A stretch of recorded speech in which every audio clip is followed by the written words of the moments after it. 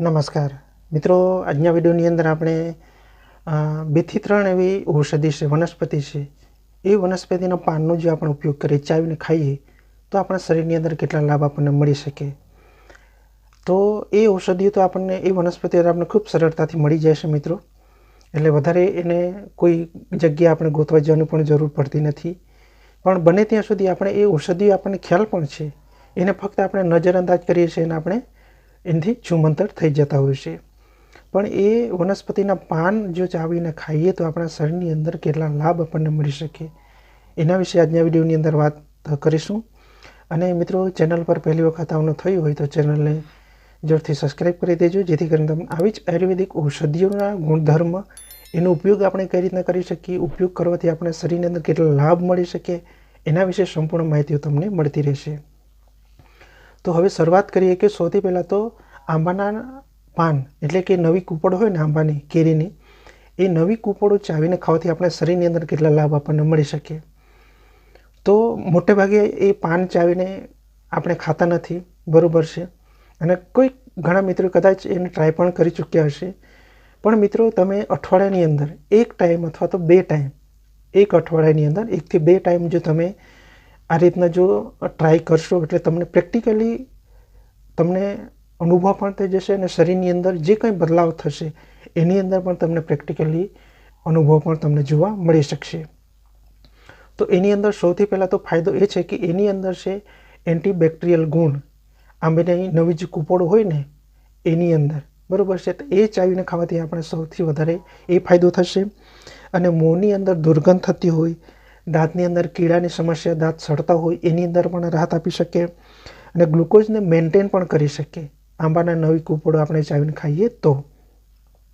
અને બીજું કે લીવર અને કિડનીને સંબંધી કદાચ તકલીફ હોય એની અંદર પણ રાહત આપી શકે. અને કિડનીના રોગોની અંદર પણ આપણે એ રિકવરી, એટલે કે કિડનીને સુરક્ષિત રાખી શકાય આંબાની નવી કૂપળો ચાવીને ખાવાથી. એટલે તમને કોઈ તકલીફ પણ થશે નહીં. કદાચ તમને એવું થશે કે નવી કૂપળો ચાવીને ખાવાથી કદાચ મોંની અંદર કંઈક ઇન્ફેક્શન થાય, બગાડ થાય, ના, બિલકુલ નથી. તમે ખૂબ સરળતાથી અને તમને ખૂબ સારું ટેસ્ટ પણ તમને અનુભવ તમને થઈ શકશે. તો સૌથી પહેલાં તો એ ફાયદો થશે આંબાની નવી કૂપળો, તાજી કૂપળ, ફ્રેશ કૂપળો હોય ને એ ચાવીને આપણે ખાવાની, બરાબર છે.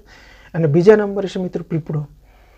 તો પીપળાના પાનની અંદર એટલા બધા ગુણધર્મ છે કે તમે આયુર્વેદની કોઈ બુક હોય તો આયુર્વેદની અંદર સ્પષ્ટપણે ઉલ્લેખ છે કે આંબાના પાનની અંદર કેટલા ફાયદા છે, પીપળાના પાનની, જમરૂખના, અનેક એવી ઘણી ઔષધિઓ છે. એ પાન ચાવીને ખાવાથી આપણને અઢળક ફાયદા આપણને મળી શકે છે. તો એની અંદર છે પીપળાની નવી કૂપળો, એ ચાવીને ખાવાથી આપણને કેટલા લાભ આપણને મળી શકે.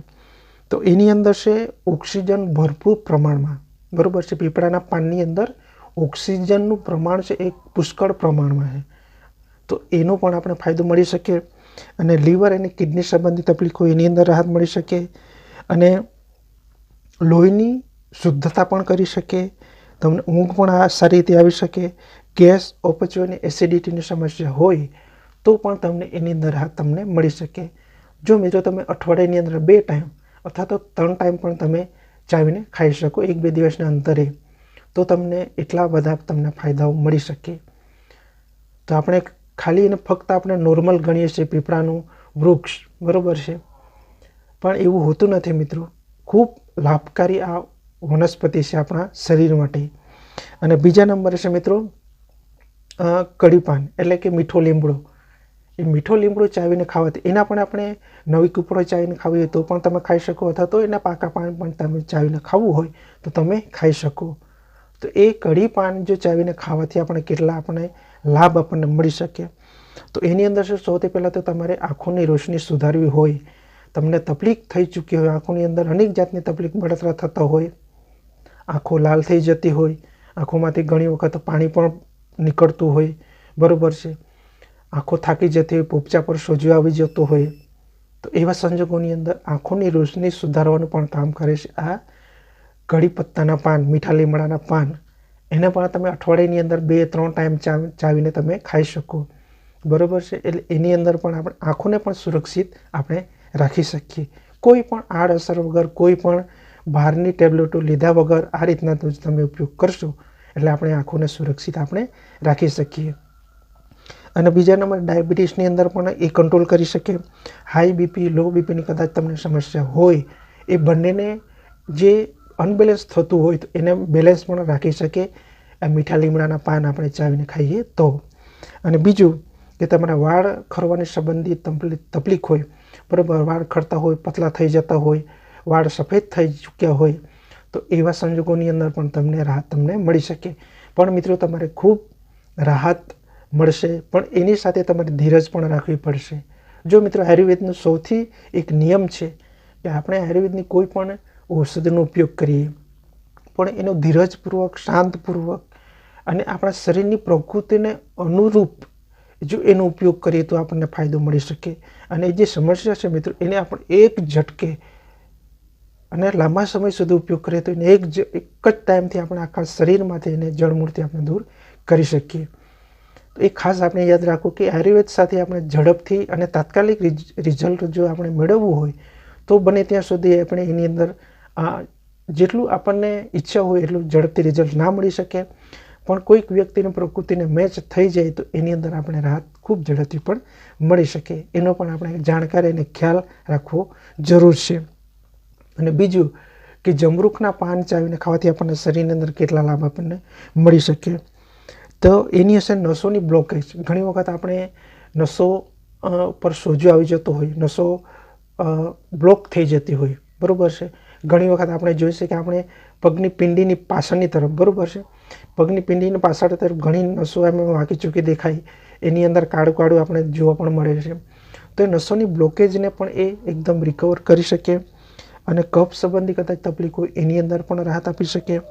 અને ગળાની સમસ્યામાંથી પણ તમને રાહત તમને મળી શકે. એટલે ગળાની અંદર દુખાવો થતો હોય, અવાજ બરોબર આવતો ના હોય, તો પણ તમે જમરૂખની નવી કૂપળો હોય ને એને ચાવીને તમે ખાઈ શકો. એટલે મોંની અંદર જે કંઈ દુર્ગંધ આવતી હોય એની અંદર પણ તમને રાહત મળી શકશે. તો આ જે પાન છે મિત્રો એ આયુર્વેદની દૃષ્ટિએ સૌથી બેસ્ટ અને ઉત્તમ ફાયદાકારક અને લાભ આપણને આપી શકે છે આ આપણા શરીર માટે. તો આંબાના નવી કૂપળો, પીપળાની નવી કૂપળો, કઢી પત્તો, જમરૂખ, બરાબર છે, એ ખૂબ ફાયદાકારક છે આપણા શરીર માટે. એટલે ગમે ત્યાં તમે કદાચ હરવા ફરવા કશે નીકળ્યા અને તમે આજુબાજુમાં કદાચ કોઈ પણ આ 3-4માંથી કોઈ પણ એક વૃક્ષ તમને મળી ગયું તો તમે નવી કૂપળો તોડી લો, 2-3-4 પણ તમે તોડી લો અને ચાવીને તમે ખાઈ જાઓ. એટલે ખૂબ સારું રિઝલ્ટ તમને મળી શકે. એટલે આપણે કોઈ પણ આડઅસર વગર આપણા શરીરની આજે નાની મોટી તકલીફો કદાચ હોય અથવા ના પણ હોય તો પણ આપણે એ પાનનો જો આપણે ઉપયોગ કરીએ તો આપણે એકદમ એક્ટિવેટ આપણા શરીરને રાખી શકીએ. અને ભવિષ્યની અંદર કદાચ આપણે આવી સમસ્યામાંથી કદાચ ફસાઈ ગયા તો શરૂઆતથી એ આપણા શરીરને એકદમ આપણે સ્ટ્રોંગ રાખીએ તો એ સમસ્યા આપણા શરીરની અંદર આવી પણ શકે, પણ એને આપણે ખૂબ ઝડપથી એને આપણે શરીરથી બહાર પણ કરી શકીએ. તો આયુર્વેદને ખાસ એવા નિયમો છે મિત્રો.